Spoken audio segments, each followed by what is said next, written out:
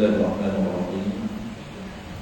Alhamdulillah alladzi arsala rasulahu bil huda wa dinil haqq liyudhhirahu 'ala ad-din kullihi walau karihal kafirun. Asyhadu an la ilaha illallah wahdahu la syarika lah wa asyhadu anna Muhammadan 'abduhu wa rasuluh. Salawatullah wa salamuhu 'ala hadzal nabiyyil karim وإمام المتقين وقائد الدعاة المجاهدين وعلى آله وأصحابه أجمعين. اللهم علمنا ما جهلنا وانفعنا بما علمتنا واجعلنا من المخلصين. صلى الله على سيدنا محمد وعلى آله وصحبه وسلم والحمد لله رب العالمين. أما بعد. Kemudian yang sama-sama kita menyatakan setinggi-tinggi kesyukuran kepada Allah Subhanahu wa taala karena dengan kurniaannya sekali lagi kita diberi kesempatan, masa, kesehatan dan kekuatan oleh Allah Subhanahu wa taala untuk meneruskan slot terakhir kita sempena bulan Ramadan kali ini yang kita akan habiskan insya-Allah modul kita pada pagi ini. Dan sudah berpunya tumpang ingatan bahawa kita sebelum kita berada di dalam majlis akad dan ibadat atau majlis ilmu, kita betulkan niat kita.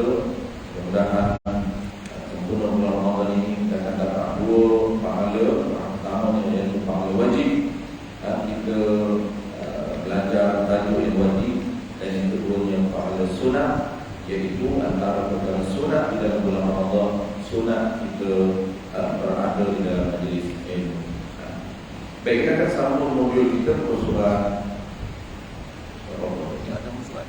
Ada surah. Muntah tengah-tengah dia. Tadi muntah. Muntah tengah-tengah. Saya punya ni ada surah yang berat. Dan tidak ada. Okey. Perkara batal. Okey, kita bincang tentang topik dia, perkara membatalkan puasa 50 kosongan akan ekspreskan.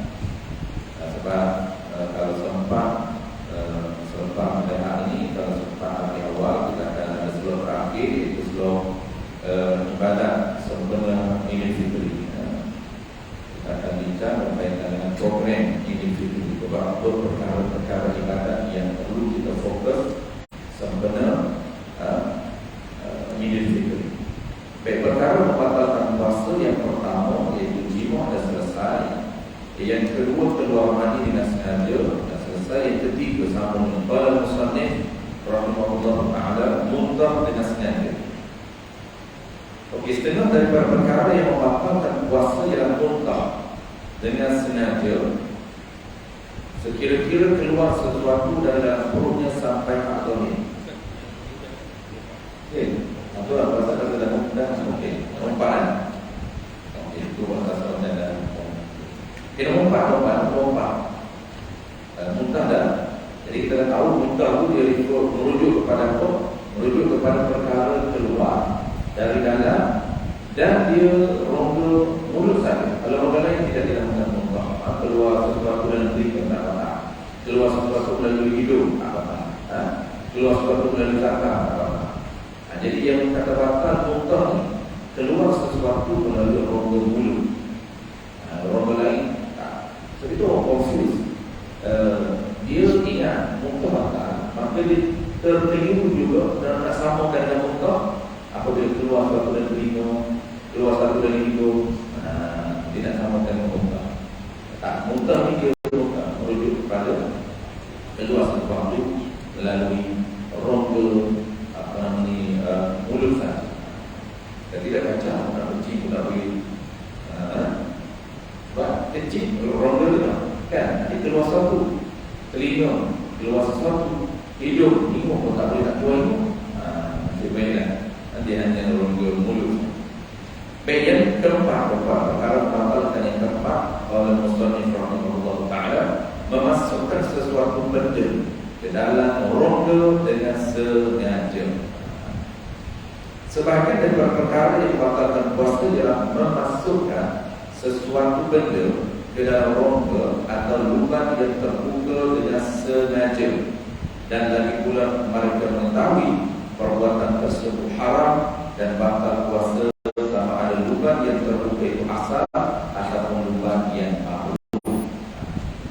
Jadi kita mudah kalau jumpa kita nak tahu ini agak praktikal sebab dia ada lebih kurang dalam modul kita ada 10 isu. Jadi isu yang banyak berkisar berkaitan dengan puasa ini, dia fokus kepada poin yang keempat, soal injection, soal titis air di dalam mata, masuk ubat dalam telinga, masuk air, semuanya dia berkisar dalam perkara yang membatalkan wudhu. Sebab itu kita kena tahu apa kata kunci dia. Kata kunci untuk mudah kita faham, kita kena tahu rongga yang membatalkan. Jadi rongga yang membatalkan puasa masuk suatu benda. Dia tak boleh masuk suatu benda melepasi sempadan yang diperuntukkan batal puasa ini. Maka kita kena tahu berapa yang diklasifikasi ke rongga itu. Ada lebih kurang 7. 7 ini sahaja rongga. Lain masuk tak batal. Masuk air dalam pusat, menyerap air dalam pusat kita. Contoh pusat dari dalam orang pusat ada di sini, nama dia pusat telaga. Dalam masa saya kan kampung saya ni, di mana jadi pusat, ada pusat telaga bulu. Kalau dia jadi air masuk dari telaga tu, pusat dia tu, hilang air kering, menyerap. Ada kebakar? Tidak. Kenapa? Kan rongga lubang pusat tu. Itu lubang yang tidak dikategorikan lubang di dalam istilah fiqh. Masuk air dalam mata di mana? Masuk air. Bukan air mata, memanglah dia keluar dari mata tu. Tidak air luar, mandi menyerap masuk dalam mata. Ataupun sengaja kita titiskan lubang mata tidak membatalkan puasa. Kenapa? Kerana mata tidak dikategorikan lubang. Dia ada 7 sahaja. Lubang yang terbuka asal itu ya mulut pertama. Yang keduanya lubang hidung. Yang ketiga dan lubang telinga. Dan yang keempatnya lubang susu. Lubang susu pun dikategorikan juga sebagai rongga. Lubang susu. Orang kita nampak kan. Tapi dikira kalau jenis ada yang besar, ya, dia punya masa dia tu, dia jaga masa dia. Jadi sampai tek dia, susu dia ni sandal. Jadi sandal dia, kembang masa dia itu saya ke mana, lubang susu tu terbuka besar. Bila lubang susu terbuka, dia mandi, masuk, air. Melainkan dia dibenarkan mandi wajib atau sunat. Itu masuk dalam rongga pun tidak membatalkan puasa. Sebab apa? Sebab mandi yang disuruh. Melainkan sebenarnya dia masuk batal. Kalau mandi yang sunat dan wajib dia masuk tanpa kita sengaja, tidak membatalkan. Tapi jangan berhati-hati mandi haus. Mandi haus, mandi tak sunat, mandi tak wajib. Itu kalau masuk batal. Jadi kalau susu atau lubang susu yang besar, jangan mandi. Kita tidak ada lah susu. Sebenarnya bagi orang yang isu yang ada lah. Lagi yang ketujuh, lubang yang kelima, lubang dubur. Sama lubang dubur tu masuk air. Dan yang keenam lubang faraj. Dan yang ketujuh lubang sangkar. 7 lubang sahaja.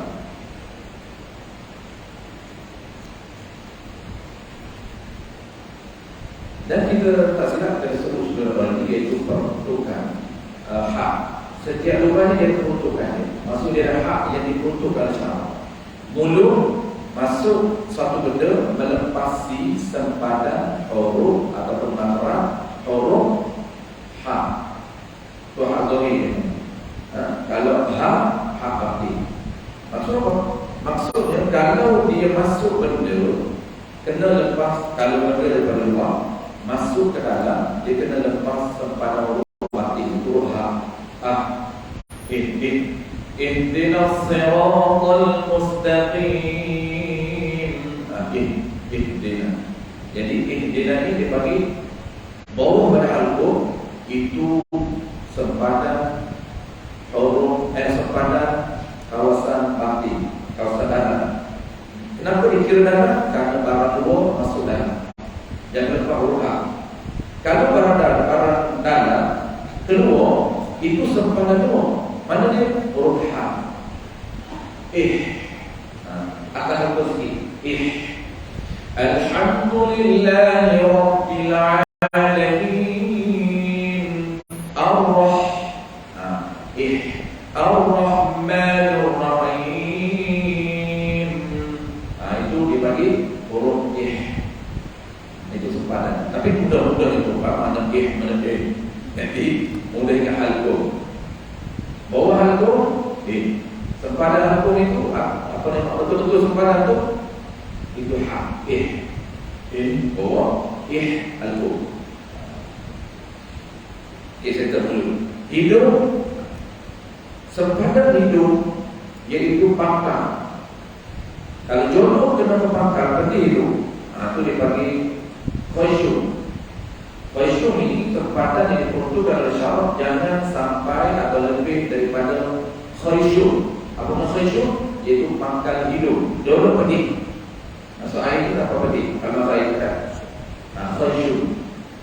KHI karena khusyuk kan? Kalau Arab tu tahu orang meja dia khusyuk. KHI SUM tu. Dengan kalsum tu, kalsum nama orang.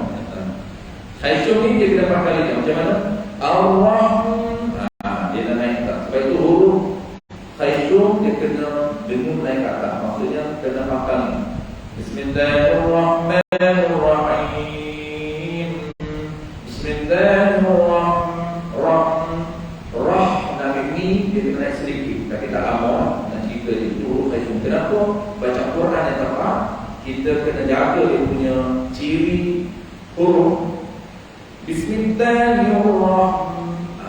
Jadi itu ciri untuk cukup lekatkan mi itu. Sebab dia tak cepat. Dia tak sebut Bismillahirrahmanirrahim. Itu betul tapi kurang tepat. Sebab dia tak main tepat khusyuk. Yang tepatnya Bismillahirrahmanirrahim. Supaya dia naik ke pangkal. Okey, itu pangkal. Yang ketiga, luban telinga. Okey, luban telinga sempadan dia nama dia adalah mukhun. Mukhun ni pangkal. Pangkal telinga. Maksud apa? Gegendam itu. Kalau kita jolok tu tanpa tarik telinga, dia akan sampai di gegendam itu dia rasa sakit, pedih tu. Itu gegendam. Jadi kalau kita gerudi luar ni, tak kisah dengan jari ke dengan apa, gerudi tu apa, luar dia tak membatalkan. Cuma kita tak ajar anak-anak kita tu supaya dia tak terlebih. Tu kita orang tua-tua dulu kan, dia cakap siapa korek hidung batal, siapa korek telinga batal. Dia menakut-nakutkan anak-anak tu supaya anak dia tu tak buat awal lagi. Kalau buat kan dia takut terlebih kan, jolok-jolok terlebih. Yang seterusnya yang keempat, luban susu. Okey, yang ni luban susu, luban dubur, luban farah, luban zakat. Empat ni sama. Macam mana sama dia? Lebih sedikit terus batal. Dia beza dengan tiga tu. Dia beza dengan halqum, ada peruntukan. Dia beza dengan hidung, ada peruntukan. Dia beza dengan telinga, ada hak yang diperuntukkan. Tetapi di sini dia tidak ada border tertentu, tidak. Asalkan lebih sedikit daripada kawasan wajib basuh, batal. Contoh, susu kita tergelam sikit saja, ataupun dubur kita, kan kita basuh dubur, okey, itu kawasan wajib basuh. Lebih sedikit kawasan wajib basuh masuk ke dalam sedikit, dikira batal. Ya? Kalau orang buasi kan dia keluar exhaust dia keluar. Exhaust dia keluar keluar. Maka keluar, kalau dia masukkan balik ke tempat asal dia, itu yang tak apa, itu pengecualian. Bagi orang sakit, orang buasi, asalnya kalau masuk benda ke dalam tak boleh lah. Tapi orang buasi ni dia keluar exhaust tu, nak kena masuk balik ke posisi asal, yang tu tak apa. Cuma berhati-hati kita, dia panggil teknik, kita belajar teknik basuh berak. Jadi 3 langkah. Salah satu langkahnya tuan-puan, langkah yang kedua basuh. Okey, teknik basuh itu nama dia adalah istirkha. Istirkha ni apa dia? Istirkha ini dia wajib tapi bukan dalam. Istirkha ni dia gerudi. Menggunakan anak jari kita ni, dia gerudi dalam sikit. Kan luar tu basuh, wajib basuh luar tu. Wajib basuh. Kemudian silap, sorry. Istirkha ni dia teran sedikit. Dia teran sedikit. Teran sedikit itu wajib supaya dia keluar kawasan wajib untuk dibasuh. Teran sedikit tu dipanggil istirkha. Teran sedikit untuk dibasuh kawasan wajib supaya dia keluar. Supaya exhaust kita tu dia keluar sedikit, maka basuh kawasan wajib. Satu lagi teknik, dia gerudi. Masukkan sedikit kawasan wajib, dia gerudi. Maka bulan Ramadan tak sunat untuk digerudi. Tak boleh jolok masuk, gerudi tak. Batal. Kita kalau tak belajar teknik basuh begok, memang tak jumpa lah gerudi tu. Kita ikut sedap kita je lah. Basuh macam mana? Saya basuh begok ni ilham. Bukan dia mengaji mana pun. Ilham je. Macam binatang, apa nama ni, macam gagak. Itulah Allah ilhamkan gagak, kawan dia mati. Gagak ni kan, gagak hitam, kawan dia mati, maka Allah ilhamkan kambuh. Dia ilham je tu, wahyu turun kat dia. Wahyu turun kat gagak. Itulah Qabil Habil boleh kambuh tu. Tidak, tak tahu macam mana nak faham. Jadi dia tengok bagaimana gagak ni Allah Ta'ala ajarkan Qabil ni. Apabila dibunuh saudara dia Habil tu, macam dia tak tahu nak buat macam mana, panik dia. Sistem cara tak ada lagi, tak tahu nak buat macam mana. Maka Allah Ta'ala ajar melalui orang panggil apa, Allah Ta'ala turunkan gagak. Berlakunya gagak mati depan mata dia, kemudian gagak tu kambuh.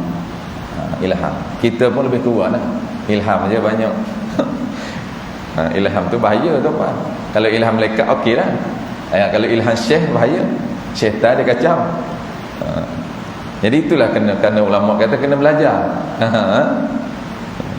Maka beruntunglah Nabi kata orang-orang yang belajar, kerana dia dapat banyak keistimewaan. Keistimewaan orang belajar sangat banyak. Yang pertama, of course, ilmu berbeza dengan orang lain. Ilmu asal, tapi ulama yang lain tu ulama nampak bukan saja ilmu, yang lain tu ilmu tetap dia dapat, tapi benda yang tidak ada pada orang lain selain daripada ilmu. Itu kelebihan-kelebihan yang Allah muliakan. Habis tuan. Jadi itulah dia. Konsep empat ni sama. Lebih sedikit dah tak boleh. Lubang terbuka baru, okey. Manakala lubang yang terbuka baru itu seperti ditebuk atau dibelah perutnya, periklah, maka batal puasanya. Lubang terbuka melalui mulut dikira sempadan yang batal puasa apabila masuk sesuatu sampai kepada kawasan makhraj hak besar atau simpul. Ini kita dah terang tadi. Kawasan hak batin, nisbah jirin luar masuk sampai kawasan hak baru batal puasanya, dan kawasan hak zahir nisbah jirim dalam keluar sampai hak huruf hak pedas. Itu kita dah jelaskan. Baik, habis tuan-tuan. Kita tengok isu-isu berkaitan dengan memasukkan sesuatu perkara ke dalam rongga. Isu yang pertama, masuk ubat ke dalam lubang telinga. Boleh.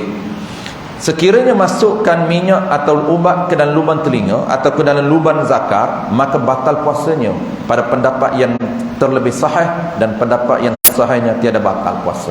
Kita ingat pendapat yang kita duk bincang ni kalau rongga tu terbuka lebih daripada hak diperuntukkan, batal. Tapi ada situasi yang tidak batal. Masalah sakit telinga tahap kritikal, ini sehingga tidak mampu menahan sakitnya, melainkan dengan cara memasukkan ubat ke dalam telinga berdasarkan pengetahuannya atau menurut nasihat doktor, maka tidak batal puasa. Jadi situasi tertentu dia tidak batal puasa. Sekiranya terpaksa kena masukkan ubat ke dalam telinga, baru boleh tahan sakit dia, maka boleh pakai, boleh masukkan ubat. Okey. Isu yang kedua,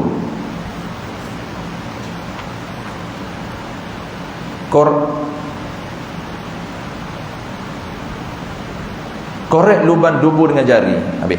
Seseorang yang menghidap masalah cacing kerawik yang keluar melalui lubang dubur, ini juga isu, dia panggil apa, special case, isu tertentu.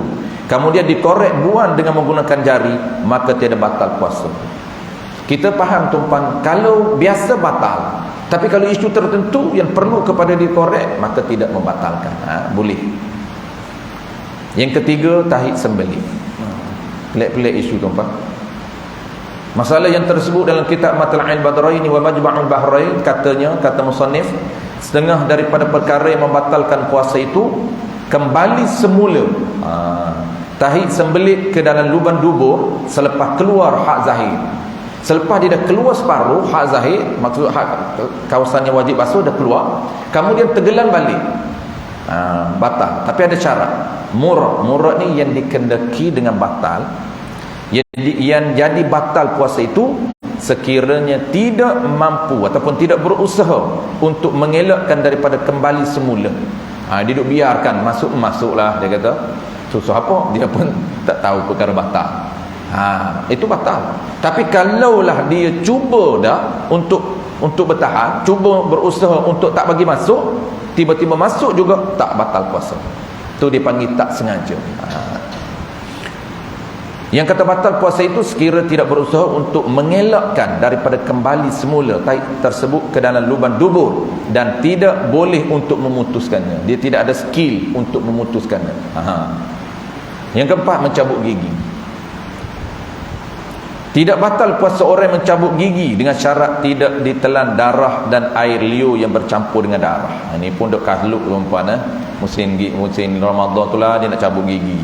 Lepas tu duk kalut boleh tak ustaz cabut gigi? Kenapa? Dia kan puasa. Tunggulah lepas Ramadan tu. Tak boleh lah nak cabut bulan Ramadan ni. Boleh tuan-puan, tak ada masalah apa pun.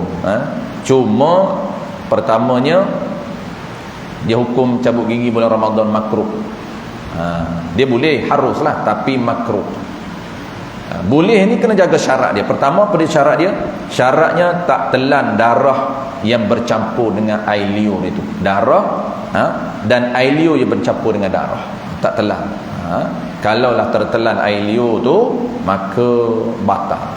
Walaupun dia kata saya tak sengaja telan. Ter pun tak boleh. Siapa suruh buat bulan Ramadan? Sebab itu makruh. Kenapa makruh kita cabut gigi bulan Ramadan? Ni isu bukan isu tak boleh, harus serta makruh. Makruh ni sebab dia berisiko. Sebab tu makruh. Makruh ni larangan. Tak cabut gigi bulan Ramadan itu dapat pahala. Kalau boleh tahanlah, buat appointment lah lepas raya ni doktor. Sebab apa? Untuk mengelak daripada untuk nak pahala. Dia sebab kita elakkan buat benda makruh dalam bulan Ramadan dapat pahala. Maka kita nak pahala tak buat itu. Sebab dia berisiko takut tertelan. Begitu juga mandi tuan-puan. Kenapa mandi haruh ni dilarang? Mandi ni dia ada dua qaul. Pertamanya Mu'tamad mengatakan khilaful aula. Mandi harus, bukan mandi wajib. Mandi wajib memang wajib kena mandi. Lepas subuh pun wajib mandi. Jangan kata ya Allah lupa mandi wajib. Lepas tu dah lepas dah subuh. Apa kena-kena dengan subuhnya? Nak solat. Mandi dulu baru solat. Mandi dulu baru solat subuh. Jangan solat subuh tak mandi. Dia rupanya dia duk faham tuan-tuan. Mandi wajib ini wajib mandi sebelum subuh. Dia bukan wajib mandi sebelum subuh. Sunat mandi sebelum subuh. Yang cantiknya mandi wajib sebelum subuh tu sunat. Dapat pahala dua. Pertama pahala wajib dah tentu dapat. Yang kedua pahala tambahannya sunat. Tapi kalau dia terlupa ataupun dia dah terlepas masa orang azam dah mandi belum lagi, maka wajib juga dia mandi walaupun selepas subuh. Adakah menjejaskan puasa dia? Tak. Tidak menjejaskan puasa dia. Maka wajib dia mandi. Okey, tak apa, mandi wajib boleh. Mandi sunat pun boleh. Boleh, bahkan sunat dia mandi walaupun dia puasa. Tapi ingat mandi harus. Contoh sekejap lagi balik ni rasa tak selesa nak mandi. Itu berhati-hati. Sebab risiko dia, kenapa qaul yang pertama mengatakan khilaful aula? Khilaful aula ni apa dia? Khilaf dengan terlebih elok, terlebih baik jangan mandi. Kalau mandi itu dia clash dengan yang terlebih baik lah. Itu saja hukum larangan ada tiga. Pertama larangan haram, yang kedua larangan makruh, yang ketiga larangan khilaful aula. Dan ketiga-tiga ni Nabi tak buat. Kita tinggal satu je, haram. Makruh kita bedah. Khilaful aula hantar biasa je. Khilaful aula. Khilaful aula ni dia bukan semua ada khilaful aula, tak. Dia kena tahu. Antaranya khilaful aula ni basuh berak dengan air zam-zam, basuh kecil dengan air zam-zam. Dia panggil basuh najis dengan air zam-zam, itu khilaful aula, tak makruh. Apalagi khilaful aula. Contoh khilaful aula banyak yang kita buat ialah sunat baca surah, lengkapkan satu surah. Contoh kita baca surah Sajadah pagi Jumaat kan hari ni lewat. Jadi kita kena ambil kira semua tu. Walaupun kita nak buat sunat, kena ambil kira meraikan apa panggil jemaah di belakang. Kalau siapa jemaah ni tak selesa sebab dia nak pergi kerja, tak orang panggil pun tak meraikan sunat pun tak apa, baca surah Iqra pun boleh. Kadang-kadang orang tak tahu hukum, seolah-olah macam wajib baca surah Sajadah hari Jumaat. Dia kena kreatif, iman kena kreatif dan iman kena profesional. Profesional ni dari sudut bukan profesional dari sudut dia profesional ni dengan mengambil kira peraturan dan peruntukan syarak. Jadi syarak dia meraikan jemaah. Kalau jemaah tu nak cepat pergi kerja-kerja, kan pun lebih bawa azan baru-baru ni 6.30 6.40 baru siap. 6.30 jemaah dia nak keluar sebab tempat kerja dia jam. Maka tak perlu menunaikan yang panggil apa? Yang afdal. Kita buat yang sunat saja. Sajadah pagi Jumaat itu afdal. Surah biasa sunat. Maka kita ambil sunat. Tak perlu meraikan afdal. Contoh kita nak buat juga. Kalau kita buat juga sajadah kita potong dua, apa hukum dia? Iaitu khilaful aula. Khilaful aula. Contoh kita surah lain pun sama juga. Kita baca surah pendek. Kita baca surah Iqra lah. Iqra bismi rabbikal ladzi khalaqa khalaqal insana min 'alaq. Allahu akbar. Rakaat kedua sambung balik. Itu khilaful aula.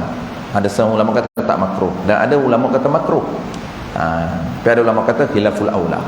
Okey, yang kedua hukum dia ialah makruh mandi di siang hari. Tapi ini qaul yang dhaif. Qaul mu'tamad dia khilaful aula.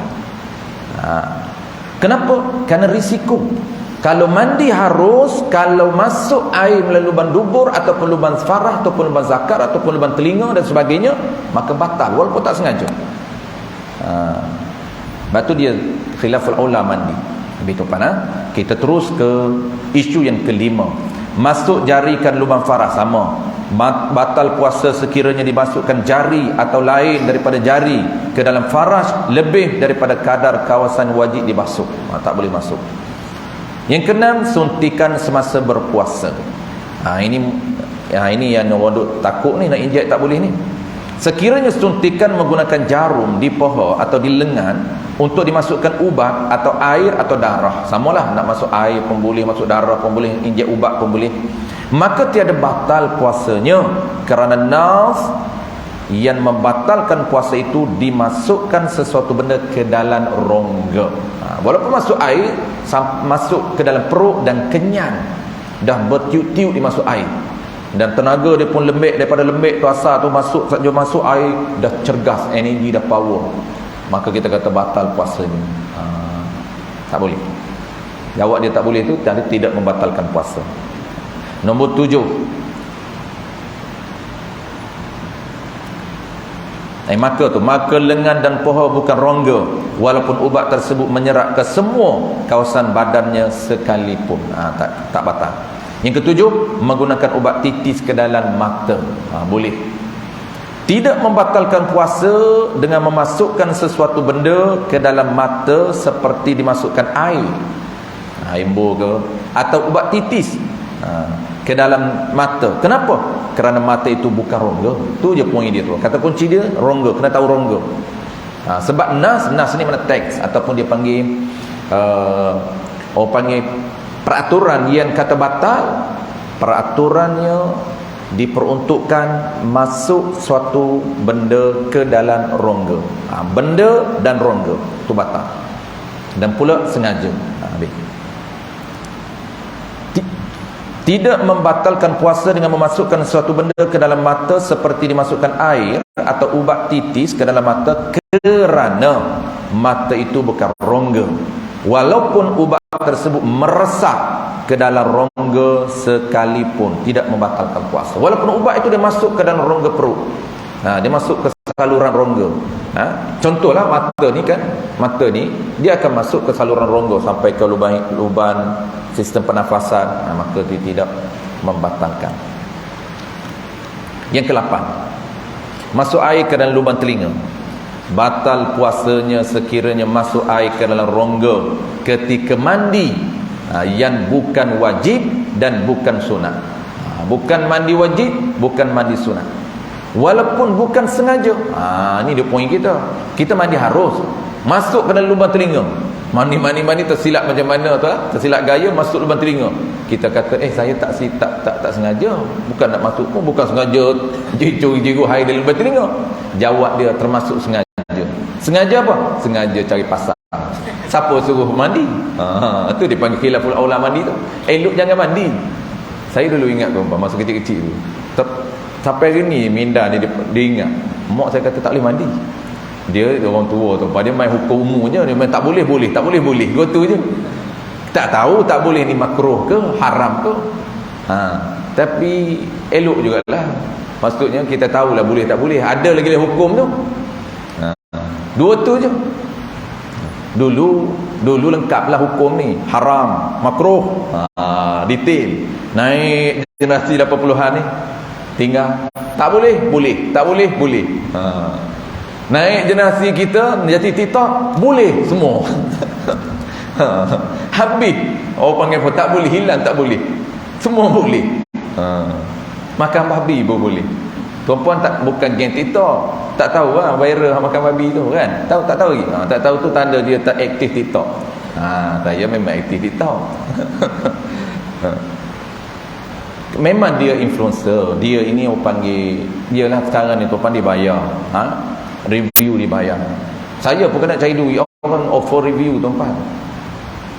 Tak ada masa saya nak review produk orang, saya kata.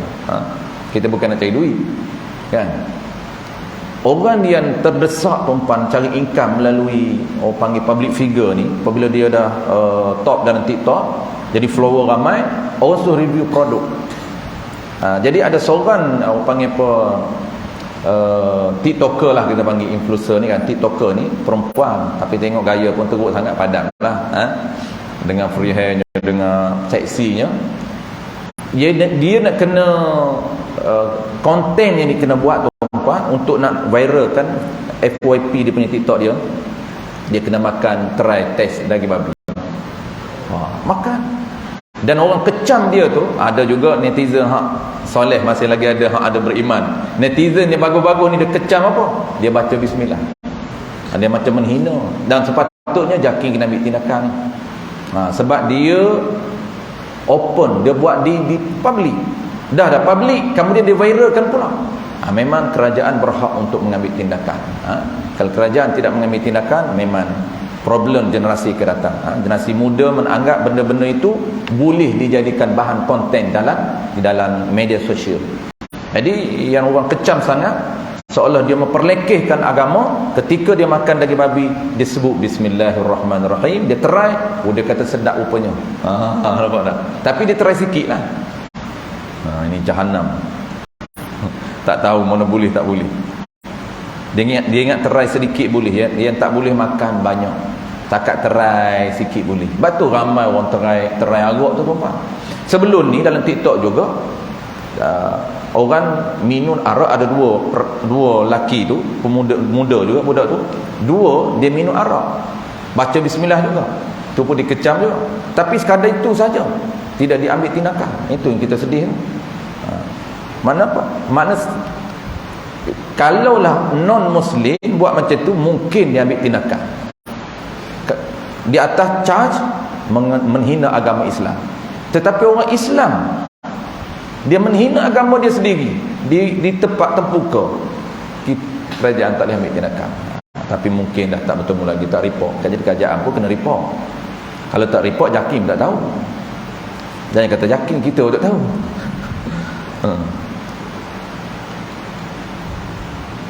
Berai kena ada TikTok. Belok berai tak ada TikTok, rugi masa lah. Ini TikTok tu mainkan TikTok pula kan. Tak ada tengok kita. Yang ke berapa? 9 Qala al-musannif rahimahullah ta'ala. Baik, penutup kepada mandi tu bukan sunat walaupun bukan sengaja, kerana perbuatan mandi yang tidak diperintah oleh syarak termasuk dikira perbuatan sengaja. Mandi di siang hari pada bulan Ramadan dikira, dicas sebagai perbuatan sengaja. Kenapa? Kerana mandi yang tidak disuruh, bukan wajib dan bukan sunat. Adapun mandi sunat dan mandi wajib tidak membatalkan puasa dengan masuk air ke dalam rongga, kerana dikira tidak sengaja. sengaja masuk. Nombor 9, menelan kahak. Qala al-musannif rahimahullahu ta'ala, batal puasa menelan kahak setelah keluar daripada hak zahir. Ni kahak keluar ada hak zahir, sempadan zahir ini, huruf huruf makhraj ha ni zahir. Kalau sepada batin makhraj ha keluar dah atahalkum, maka masuk balik. Itu batal puasa. Melainkan tak batal kita kontrol masuk juga, itu tak sengaja. Ini kita tak kontrol. Dah keluar dah, tiba-tiba nak masuk kita tak kontrol pun terus masuk. Tak boleh, dia kena kontrol. Kontrol cuba juga masuk juga. Itu dikira tak sengaja. Nomor 10, menelan air liur.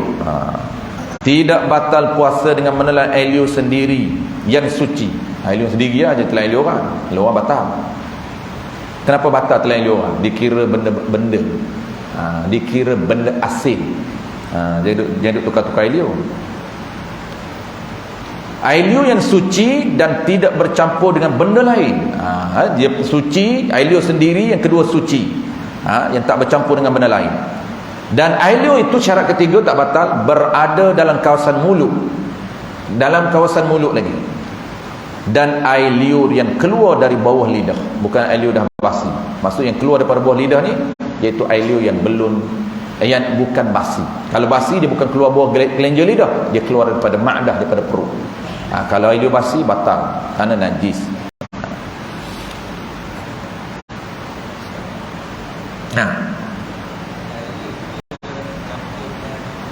Tak boleh. Kalau bercampur benda lain tak boleh, walaupun bercampur dengan hingus. Dia syarat air liur yang tulen, air liur yang bersih, tak bercampur dengan benda lain. Dia nak air liur saja, tak boleh bercampur dengan lendir, dengan hingus dan bercampur dengan benda lain. Syarat dia air liur sendiri, yang kedua suci, tak bercampur dengan benda lain, yang ketiga berada dalam mulut dia. Walaupun dia bawa keluar mulut tak apa, dia dah keluar, tapi masih lagi air liur itu belum berpindah kawasan lain. Tapi kalau dah berpindah kawasan mulut dan meleleh siapa tahu janggut habis dah, tarik masuk balik, tak boleh. Yang tu benda baru, benda termasuk benda. Dia nak masih dah ada dalam kawasan mulut. Maka air liur ni tuan-puan, kalau orang ada teknik boleh mengumpul air liur tuan-puan, berapa liter tak kisah, 500 liter belah ni 50 liter, 1.5 liter tu kan, dia buat dua. Ini 750, yang ni 750, cukup 1 liter. Dah dia kumpul belah ni, dia macam tuan-puan biasa tengok dah kera. Kera ni dia punya specialist dalam bab penyimpanan stok. Kera dia boleh simpan stok, kadang-kadang bukan berjam-jam. Kadang-kadang dia boleh simpan stok pagi, malam boleh makan. Dia simpan kat sini. Kita tengok ni, dia punya camp dia apa begini. Dia pipi dia ni tembam. Bukan gemuk tu. Bukan. Kan ada benda dalam ni. Apabila dia lapar, dia ambil sikit. Dia lapar, dia keluar, dia kunyah. Dia kera, lembu, ni antara binatang kambing, binatang ternak, dan juga kera. Kalau nak belajar bagaimana teknik kunyahan untuk kesihatan usus, belajarlah dengan lembu. Dia tak akan makan terus. Allah ilhamkan kepada dia kunyah sehingga lumak, supaya bantu sistem usus dia sehat. Sehat usus, seluruh sistem organ lain akan sehat. Itu je Nabi dah sebut. Dalam kitab Penawar Bagi Hati pembincang soal usus, dalam kitab Al-Arba'in fi Usuluddin bincang soal usus. Banyak. Kenapa? Kerana usus organ nombor 2 selepas minda. Maka binatang-binatang Allah ilhamkan sebab tu sehat. Binatang sehat. Melainkan binatang tak sehat tuan-tuan tengok binatang yang kurang sehat, hanya binatang berada dalam zoo. Tuan-tuan kita tengok harimau di zoo, obes. Dia tak macam harimau di hutan liar. Sebab apa? Dia makanan dia sehat, dan dia ada stamina, dan dia ikut betul-betul sistem dia. Dia boleh ikut sistem dia. Tapi di zoo ni dia lari program dia lari sebab kita dikurung. Sistem dia lari. Kadang-kadang dia tak tahulah macam mana, dia adalah Dia menyebabkan kadang-kadang dia kunyah pun malah, dia telan macam tu, lepas tu makanan pun tak cukup ikut nutrisi yang sepatutnya. Lepas tu kita tengok harimau di zoo berbeza dengan harimau di hutan. Kita tengok pun tak takut.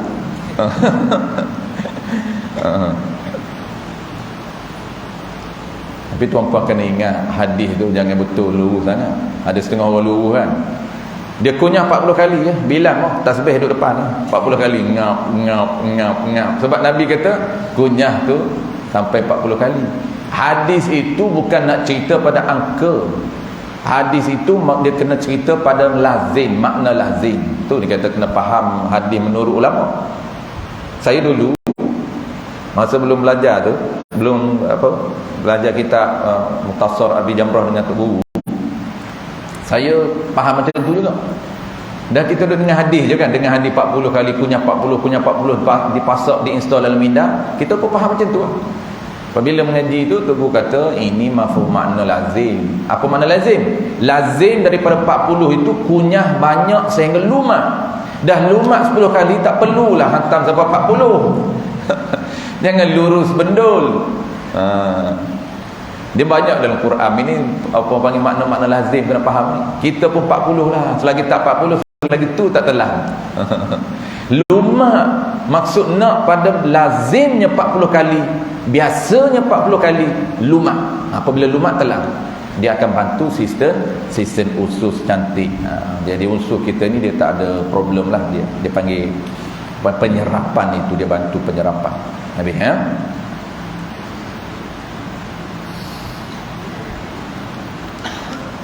satu lagi tuan-tuan, ini tambahan saja. Kehebatan Islam ini, etika makan yang Nabi ajar. Yang ini anak-anak kita dah tak ikut lah. Dia etika makan, dia panggil dalam bahasa syarak, dia panggil adab makan. Pertamanya kunyah sebelum kunyah sampai lumak baru telan. Kunyah sampai lumak baru telan. Dia banyak baca bismillah apa tu, semua tu kita dah tahu. Kita nak ambil benda-benda yang panggil apa, yang terlepas pandang. Yang kedua, makan ini sunnah, ni panggil adab. Fokus, maksud apa fokus? Jangan buat kerja lain. Jangan sambil makan sambil main handset. Jangan sambil makan sambil tengok TV. Fokus. Kenapa? Rupanya apabila saya belajar di dalam nutrisi ni, pemakanan ni, rupanya dia ada kaitan. Belajar dalam etik adab, dalam adab makan, dia tak cerita, dia cerita sunat fokus je. Jangan bercakap, makruh bercakap. Jadi tak buat kerja lain, tak boleh tengok TV, tak boleh benda buat kerja lain. Rupanya dia ada kaitan dengan sistem usus. Dia tak boleh tak fokus. Nak buat rupanya tuan, sistem syariat ini kalau kita panggil bedah siasat dia akan ada rahsia kepada kesihatan badan. Cuma kita kaji ke tak kaji, kita follow je, tetap ada. Kalau kita follow, tetap akan dapat. Jadi antara orang nak jaga usus supaya usus dia ini tak problem dari segi bakteria baiknya, dia makan itu kunyah lama, dan yang keduanya fokus. Apa kaitan dengan usus tu, fokus? Apabila kita fokus, kita makan kadar perlu, tak makan banyak. Kenapa? Kerana usus yang bersih, dia cepat untuk menghantar maklumat kepada otak, dia kenyang. Apabila usus problem tuan-tuan, bakteria jahat dah banyak, bakteria baik kurang. Dia kena bakteria baik 85%, bakteria jahat 15 saja. 85, 15. Itu yang sepatutnya parlimen usus. Pembakan dia kena ada 15 saja, jangan pembakan banyak. Dia kerajaan baik tu. Ni buat contoh je lah, bukanlah pembakan tu jahat, ni contoh saja. Pembakan jahat jam yang baik ini 85. Sebab yang baik itu menguasai ekosistem usus. Apabila yang jahat itu banyak, yang baik itu kurang, mula problem.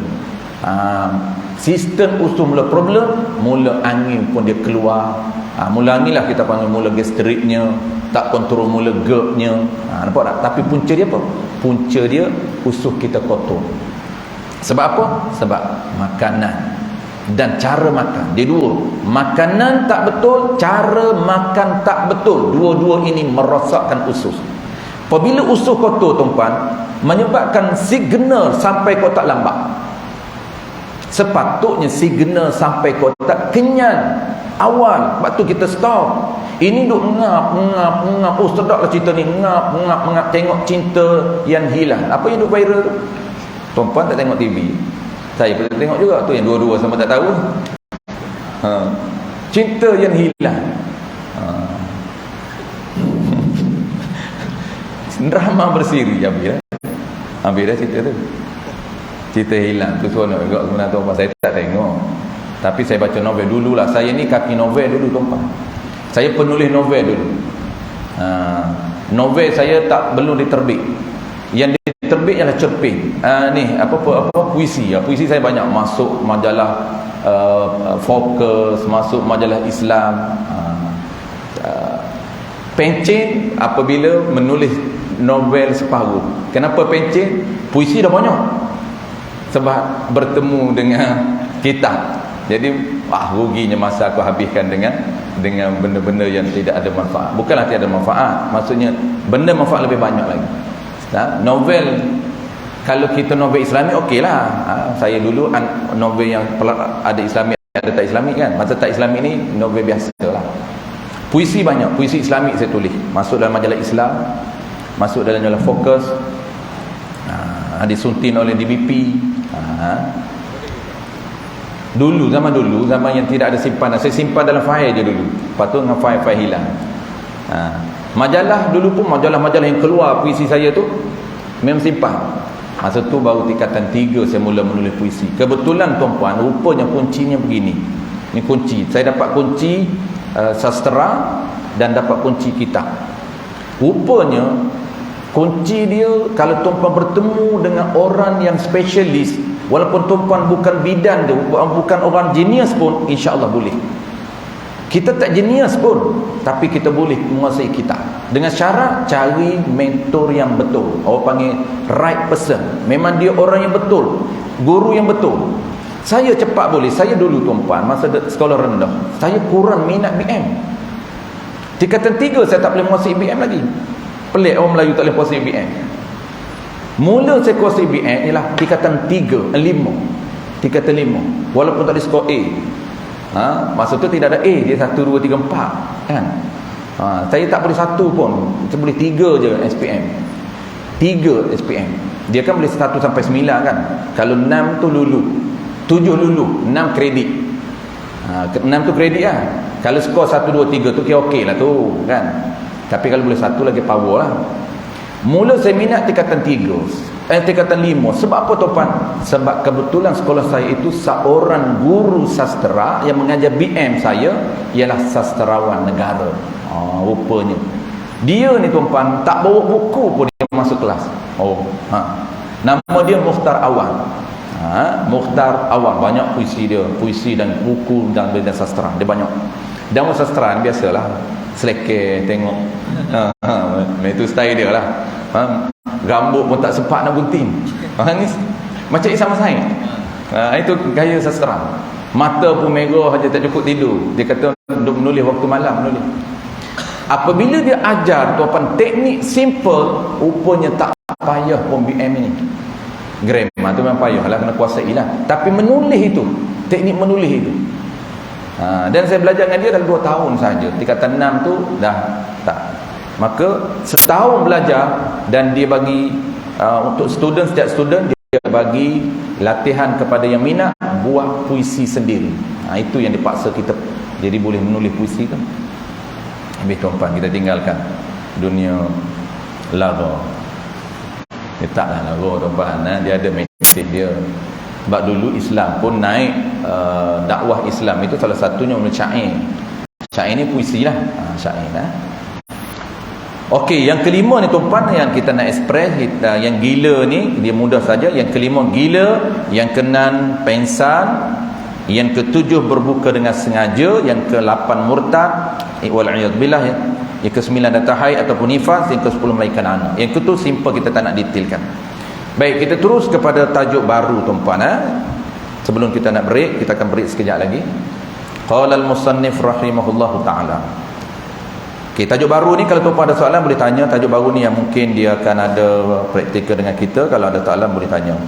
Okey, 6.0 perkara sunat ketika berpuasa.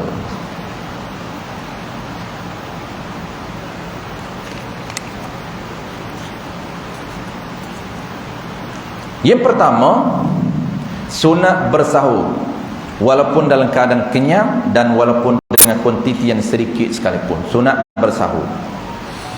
Asasnya tuan-tuan, asasnya kesemua perkara sunat ini asasnya mesti niat. Itu paling penting. Kadang-kadang kita terlupa benda-benda basic itu. Kita terlupa benda basic, kita duk fokus benda-benda yang tambahan. Yang asas-asas ini terlupa. Ingat buat yang tu, buat yang ni, baca Quran. Nak baca Quran pun terlupa niat. Nasib baik ada khilaf. Ada ulama kata baca Quran tanpa niat dapat pahala. Ada ulama kata baca Quran tak niat tak dapat pahala. Tapi qaul yang utama tak niat pun dapat pahala. Nasib baik tuan-tuan. Tapi nak ceritanya asasnya kena niat. Sebelum kita baca, sebelum bismillah itu bismillahirrahmanirrahim, niat terlintas aku baca Quran kerana Allah ataupun sunat. Hukum membaca Quran sunat. Apabila nak baca wajiblah betul kan. Okey, sunat bersahur. Sebab tu nak sahur ni kena sunat. Sahaja aku bersahur kerana Allah Ta'ala. Walaupun dia itu kenyang. Ini kena betulkan minda anak-anak kita. Kenyang abah tak nak sahur. Dia ingat sahur tu kerana lapar. Bukan. Betulkan minda dia. Sahur walaupun kenyang. Bukan kerana kenyang. Kerana ibadat. Solat itu ibadat. Letih solat tak? Solat. Lapar solat. Kenyang solat. Maka kena betulkan minda anak-anak kita. Buat kerana ibadat. Buat kerana sunat. Sebab itu dia orang kalau kenyang dia orang tak nak sahur. Lagi pula walaupun dengan kuantiti yang sedikit. Kenapa kita ambil sedikit? Kerana kita nak sekadar ibadat saja. Kita dah kenyang, ambil sedikit. Ataupun bagi orang yang tak lalu, minum air je. Nabi kata sahurlah kamu walaupun dengan seteguk air. Tasaharu fa innas sahur barakah. Fa innas sahuri barakatun. Bersahurlah kerana pada sahur itu ataupun pada makanan ketika sahur itu ada keberkatan. Makanan sahur itu ada keberkatan. Sama ada berkat dari sudut pahalanya, boleh menghasilkan pahala pada kita, pahala makan itu, dan juga berkat untuk bantu sistem badan kita, dari sudut kesihatan kita, dari sudut power dan energi kita. Itu berkat. Masuknya waktu sahur selepas tengah malam. Jadi sahur ni tuan-tuan, dia ada waktu sunat dan dia ada waktu afdal. Jadi tak perlulah kita, kadang-kadang orang ni dia nampak waktu afdal saja. Dia pun tak tahu waktu afdal. Dia ingat waktu sahur. Dia kata sahur ni pukul 5, tak sahur pukul 1. Pukul 1 pun sahur juga. Pukul 10 memang tak sahur, tu moral. Kita ni tuan-tuan, program orang Melayu ni cukup hebat bab makan ni. Buka makan. Lepas tarawih makan. Lepas tadarruh bedah lagi. Balik pukul 12. Lepas pukul 12 sahur. Pukul 1 sahur. Sahur apa ni? Sahur sebelum tidur. Tidur tu bangkit pukul 5 sebelum subuh. Makan lagi. Sahur yang kedua. Apa mana taknya badan. Dia panggil programming Islamnya untuk sistem badan manusia, dia panggil annual program tahunan. Mesti ada 30 hari untuk gut reset. Dia panggil rawatan khusus. Jadi kok mana tuan-tuan wajib dia mengikut manual prosedur ni. Rajin ke tak rajin dia kena follow. Jadi untuk merawat usus 12 jam itu memang rahsia dan hikmah. Stop. Supaya sistem usus kita rehat. Dia nak repair, dia nak rawat. Tapi bahayanya kita 12 dia dah okey, 12 jam pula non-stop. Kan 12 tu 24 jam tu 12 7 maghrib ke itu subuh ke maghrib lebih kuranglah 12 tu. Cantik dah 12 tu, kosong perut kita. Tapi dimasukkan 12 non-stop pula. Yang tu je jadi terkejutlah perut. Habis tuan-tuan. Masuk waktu sahur selepas tengah malam. Apa maksud selepas tengah malam? Iaitu selepas pukul 12. 12 tu lepas saja pukul 12:30 ke atas dah boleh dah. Tapi itu waktu yang sunat, bukan waktu afdal. Dan sunat dilewatkan sehingga hampir kepada waktu subuh. Maksudnya afdalnya ataupun sunatnya dan afdalnya sehingga hampir waktu subuh.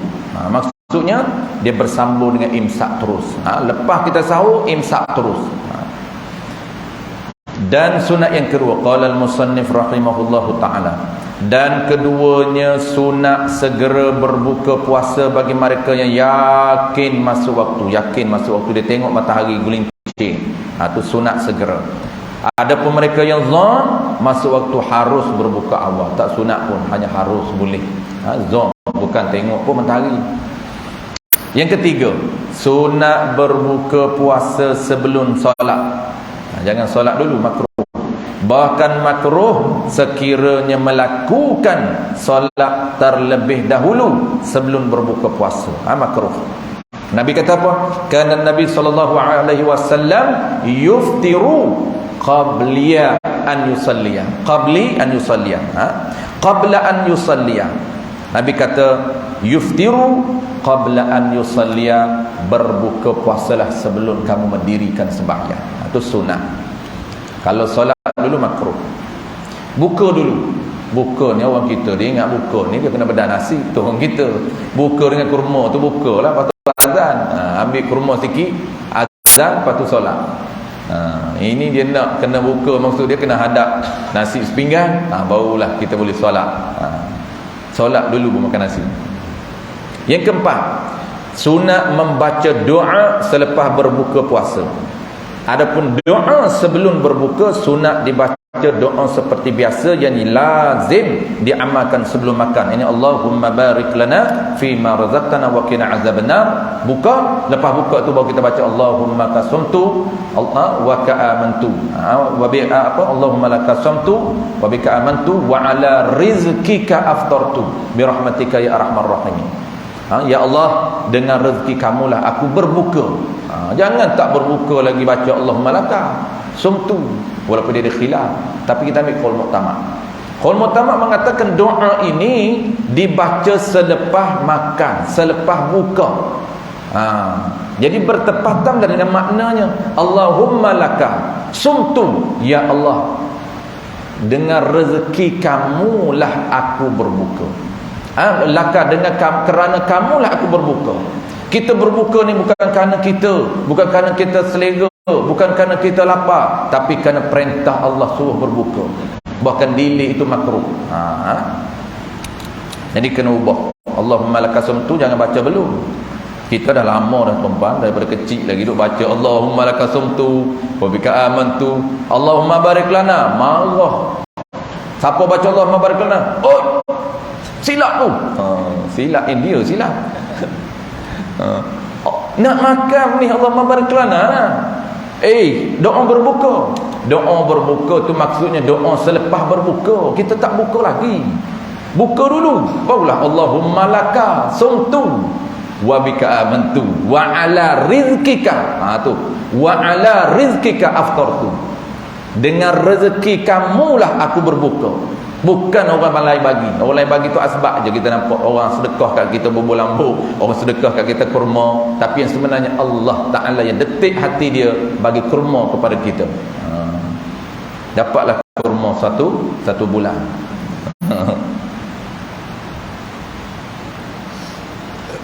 Habis. Seterusnya qala al-musannif rahimahullahu ta'ala, sunat berbuka puasa dengan buah tamar. Ini pun sama. Niat sunat tu apa? Jangan apa panggil terbiasa, jangan jadi biasa, jangan jadi adab. Kalau kita tak niat jadi adab. Kurma dulu. Kenapa tak boleh air dulu? Tak boleh lah, kena kurma dulu. Tak, kenapa? Tak, orang kena berbuka dengan kurma dulu. Kenapa? Memang berbuka dengan kurma dulu. Dia tak tahu, hukum hilang. Dah terbiasa daripada dulu lagi duk buka kurma. Baca doa sebelum berbuka, Allahumma lakasumtu. Dia setting cantik daripada kecil tu, membesar dengan Allahumma lakasumtu, membesar dengan kurma. Kurma pula kena Yusuf Tayyib, Yusuf Tayyib. Tak kena rotab, tak kena ajwa. Baru sekarang ni dah kena ajwa dah. Jadi sunat kena pasak dalam minda anak-anak kita, setting balik. Sunat kena buka dengan kurma. Tak buka dengan kurma, ulama kata makruh. Bedah nasi dulu, makruh. Apa maksud makruh? Tidak ada pahala kita mulakan dengan nasi. Tapi semata-mata buka itu ada pahala lah, sebab buka kan wajib. Tak boleh tak berbuka. Makruh delay, lewat sangat boleh buat berharam. Kerana makan waktu berbuka itu adalah ibadah. Dia panggil berbuka itu ibadah, sahur itu ibadah. Ibadat ni topan, dia ada waktu mula, dia ada waktu habis. Mula semayang bila? Takbir Allahu Akbar, mula masuk ibadah. Habis bila? Assalamualaikum warahmatullahi. Tu keluar sembahyang. Bila masuk ibadat puasa? Subuh. Subuh tu tuan-tuan, azam subuh, mula kita berkuat puasa, melakukan ibadat puasa. Bila keluar dia? Maghrib. Sebab itu kena keluar. Keluar dengan apa? Keluar dengan makan. Maka makan itu ibadat. Makan yang ada pahala. Tetapi nak tambah lagi pahala sunnah, tambah lagi, bukan saja pahala wajib, makan itu wajib buka, tapi pahala sunat, menunya sunat dimulakan dengan kurma. Tu. Jadi betulkan, setting balik. Sunat berbuka puasa dengan buah tamar. Senarai urutan makanan berdasarkan kedudukan yang lebih afdal. Ada 7 menu ini mengikut ranking sunat dan afdal. Kita nak boleh pilih nak yang mana.